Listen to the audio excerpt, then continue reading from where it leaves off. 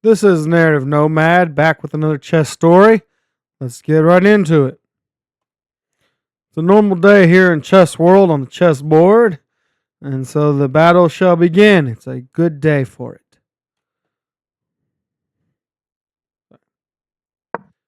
So, ultimately, both E pawns advance, thereby protecting the center and meeting each other there very honorably in the middle of the board. Knight has moved up, threatening up the D pawn. E pawn. And then, of course, the knight defends it.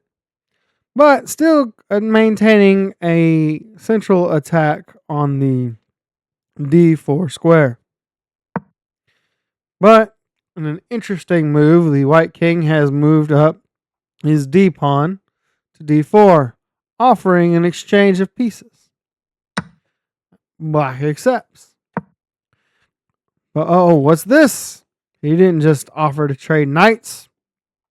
No, the bishop has moved over to the C4 square, thereby attacking this very weak area here on the F7, which we'll get into in a little bit.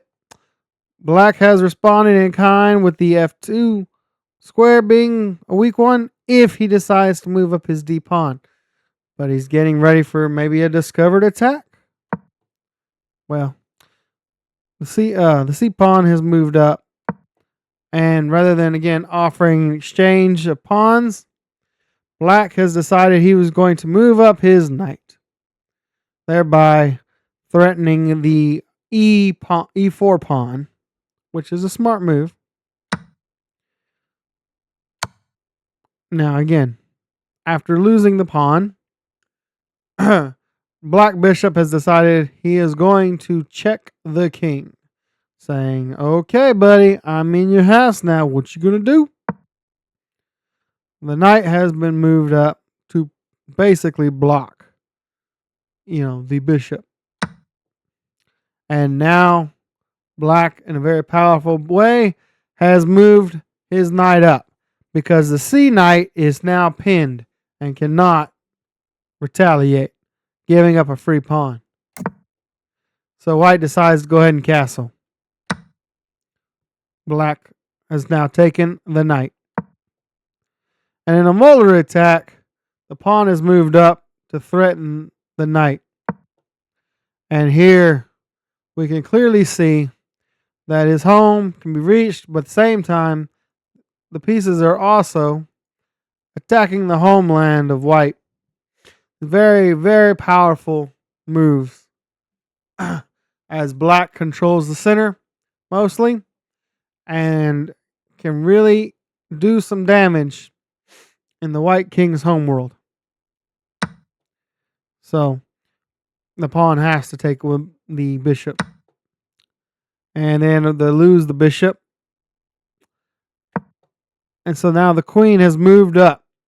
It's not too early. And he forks Black's two knights.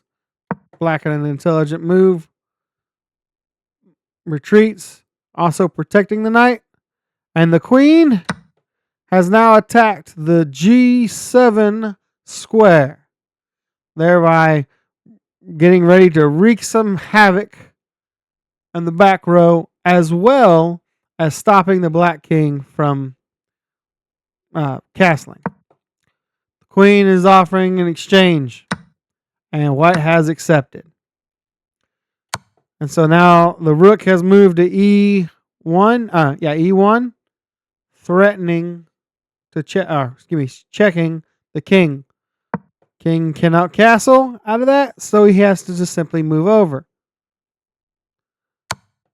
And here the bishop has intelligently moved from his C square, waiting to get into the game.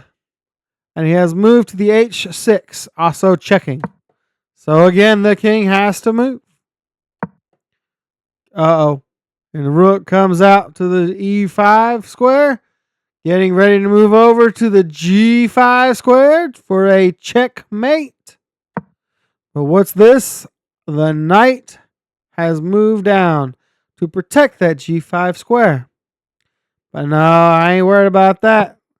Because now the White's knight has moved to the D2 square, saying, get off. And Black takes it.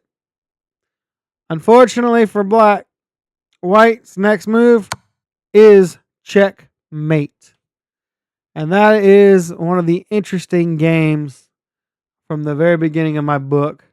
I put down the names below in the descriptions because I'm probably going to screw it up.